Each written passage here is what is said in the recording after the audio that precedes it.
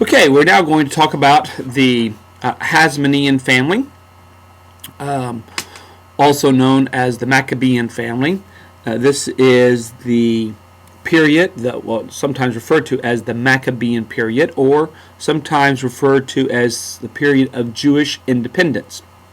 That name, Jewish independence, is a little misleading because during this time the rule over Jerusalem and Judea was, while it was done by Jews, they were still under the auspices or the political oversight of the Seleucid Empire. What had happened was that Antiochus Epiphanes, who was the ruler of the Seleucid Empire over Syria, was forcing Jews to abandon their ancestral practices. He prohibited them from offering sacrifices in the temple and from practicing Sabbath observance and from circumcising their sons. And all of this was extremely troublesome for many Jews. On one particular occasion, Antiochus sent an officer to a village outside of Jerusalem. The village is called Modin. And in this village, the officer required the citizens to make sacrifices to Antiochus's god. One Jew stepped forward and he offered the sacrifice in order to keep peace, but this outraged a certain priest in the village. His name is Mattathias, and Mattathias was so enraged at what this Jew did that he pulled out his sword and he killed that Jew, and then he killed the officer that Antiochus had sent. That sparked this revolt of this family against Jews, and other Jews joined them. And they began a guerrilla campaign against Antiochus's armies, which became quite successful because Antiochus was already fighting battles on other fronts, and because he was having to deal with internal political strife. Eventually, Antiochus realized he could not keep up with the guerrilla tactics of this family, of this revolt, and so he allowed the Jews to have control of Jerusalem and Judea as long as they would continue to send their taxes to Antiochus. He would allow them to worship in their temple and to observe their practices as they had done before. And so that was a real victory. One of the most important things that happened was, since the temple, the Jewish temple, had been used by Antiochus to make sacrifices to his god, it had become polluted or defiled or desecrated. And one of the things that the family did after it gained its victory, and after it knew that they were going to be secure, they purified or cleansed the temple and rededicated the temple. And so the victory that eventually was won by this family, the rededication of the temple, these were huge events for this time period. Matthias had 5 sons, a son named John, Simon, Judas, Eleazar, and Jonathan. His third son, Judas, was the one who was probably the most adept at guerrilla warfare and guerrilla tactic, leading bands of Jews to strike against Antiochus. They would hit them very hard and then would retreat into the fields or retreat into the hills, escape.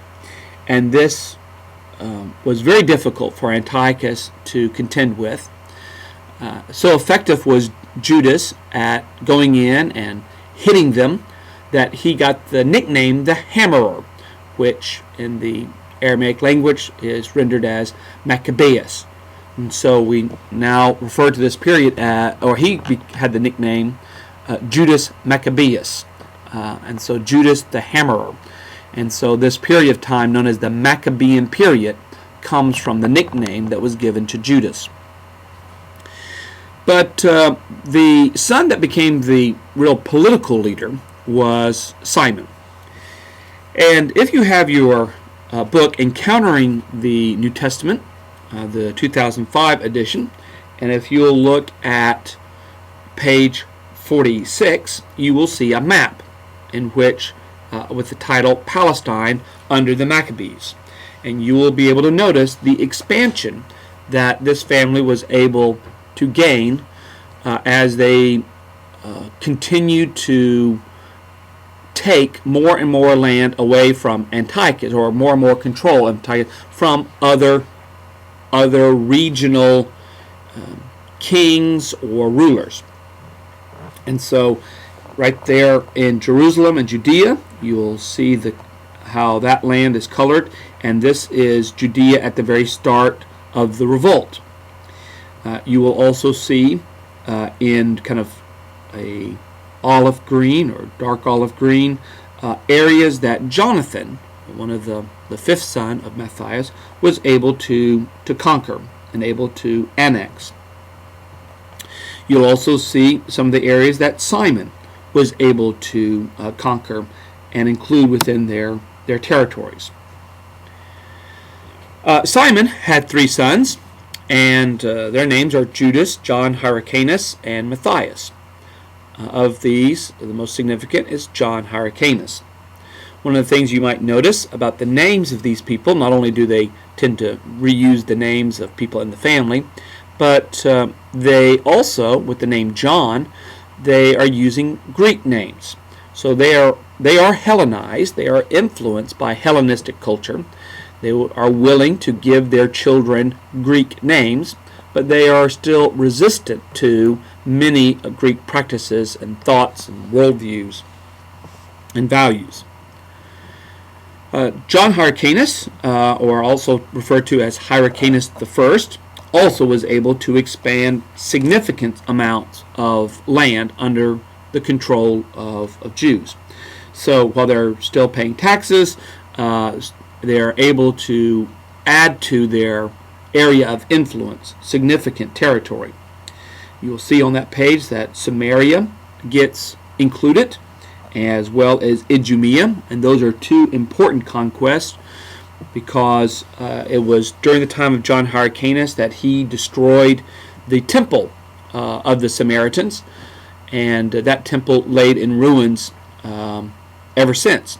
And even in the days of Jesus, when he is talking to a Samaritan woman, and he refers to the mountain in which they worship, they could have seen Mount Gerizim, which is in Samaria, and that area was, that temple and that mountain had been destroyed. And that was caused some of the conflict between Jews and Samaritans.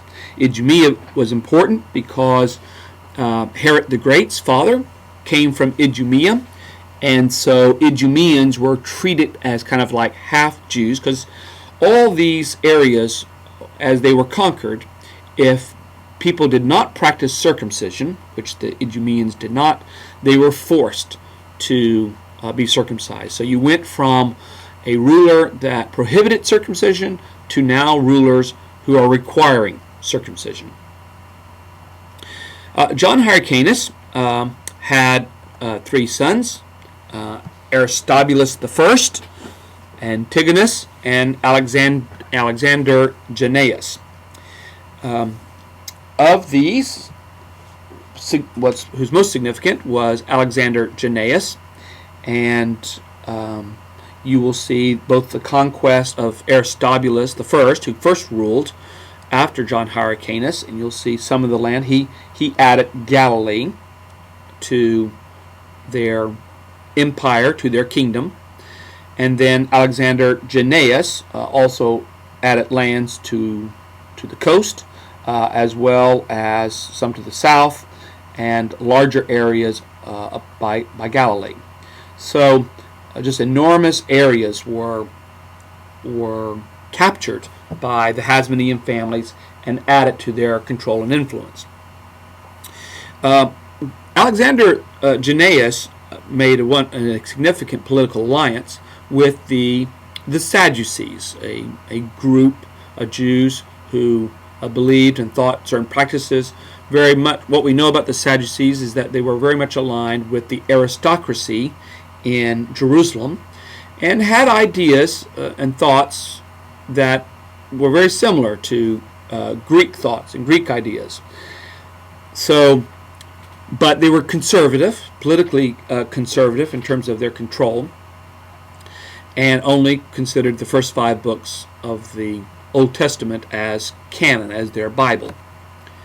Well, Alexander had made this alliance, but most of the people were by this time already following the Pharisees, another kind of group, Jews who saw the world very differently from the Sadducees. They accepted as authoritative the prophets and the writings, Psalms, and they looked for a resurrection of the dead, and Jews were very much interested in resurrection of the dead. Not all Jews, but many. And so this became a sore spot for Alexander Jannaeus. So upon his death, or as he was dying, he knew he was dying, he told his wife, Alexandra Salome, you see her name there, and he told her that when he is dead, that she ought to make peace with the Pharisees and align her authority with theirs, which she did. And so much so that even after Alexander, he did it immediately, she did it immediately, that the Pharisees even spoke highly of Alexander at his funeral. So it was a very quick turnaround. So as soon as Alexander died, the Sadducees were out and the Pharisees were in, and for a very brief time under Alexander Salome, this queen, the Pharisees were able to run Jerusalem and the temple. You'll also note the names that they have, and here just shows you the extent of the Hellenization process, that we have a Jew who wears the name Alexander, and also the Greek form of the name Jonathan, Jannaeus. Alexander and Alexandra had 2 sons, Hyrcanus II and Aristobulus II. And these are very important figures, so I want to go to the next slide and show you these 2 individuals. 2 brothers. Hyrcanus II was not as forceful a leader as Aristobulus II was. Aristobulus was very good on the battlefield. He had a great deal of courage. He was ambitious. And so during this time, ever since the time of John Hyrcanus I, something very significant was going on. And that is the Hasmonean, who were a priestly family, but not of the line of priests who could legitimately be high priest. They nevertheless took on the role of both king and high priest.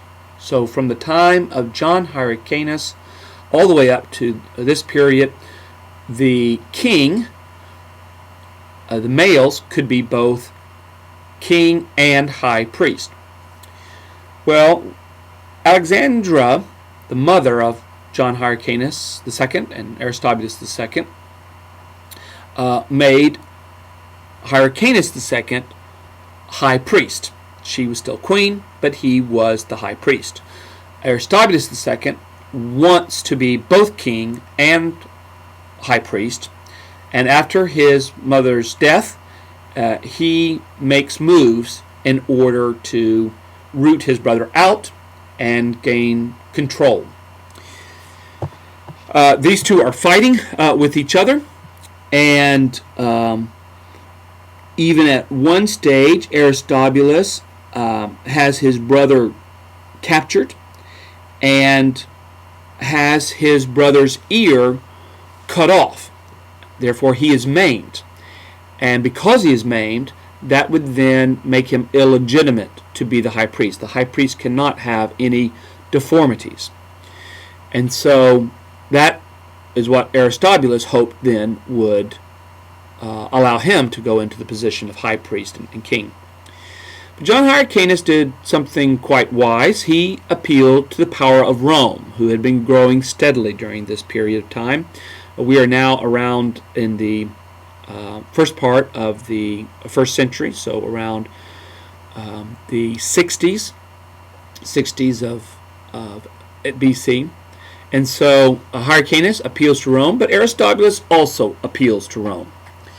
And at first, Rome likes Aristobulus. They think he's more powerful, they think he is stronger, they think he can keep the peace in there, and so they want to align with him. But Aristobulus foolishly distrusts the Romans and then makes some political moves which the Romans find out, and they become annoyed with Aristobulus and swing their support to Hyrcanus II. And doing so, they're able then to defeat Aristobulus. Let's look now here at the children of both. Hyrcanus II has a daughter, and this daughter, Alexandra, obviously named after his mother, ends up marrying the son of Aristobulus II, his rival brother, Alexander. Almost sounds like a Romeo-Juliet type of situation. And Alexander and Alexandra have children, Aristobulus III, and another daughter, has a son, Aristobulus III, and then they have a daughter, Merimee.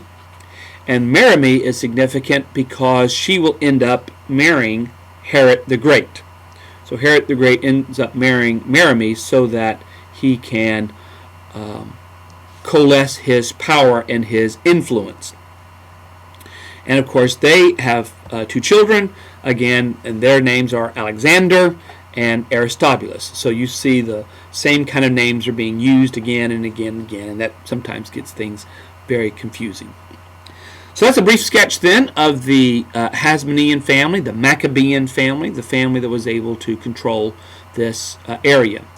There are certainly some strong indicators of Hellenization that's going on during this time. One of the most significant is the use of Greek language. That is becoming more and more prominent, especially in Jerusalem. There are signs that Greek was used in Palestine even prior to Alexander the Great's invasion, but it certainly becomes more pronounced. By the 2nd century BC, Koine Greek, and Koine means the common Greek, the Greek of the common people, as opposed to the Greek that is used in the literature of the classical writers like Aristotle. Koine Greek had become the primary language of diaspora Jews. So Jews living outside of the land of Palestine were primarily using Greek. There's also the construction of the agora, or the marketplace, as the city center.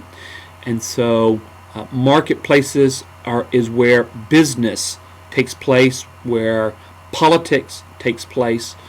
The life of the city is centered around the agora. And also we begin to see the ideal of marriage as monogamy. Jews could practice multiple marriages, certainly allowable. It was not really very common, but the idea of only one man and one woman certainly becomes more of the ideal, and polygamy becomes almost unheard of in the among Palestinian Jews. And so that's a brief look then at the Maccabean or the Hasmonean period and the kind of the advances that took place.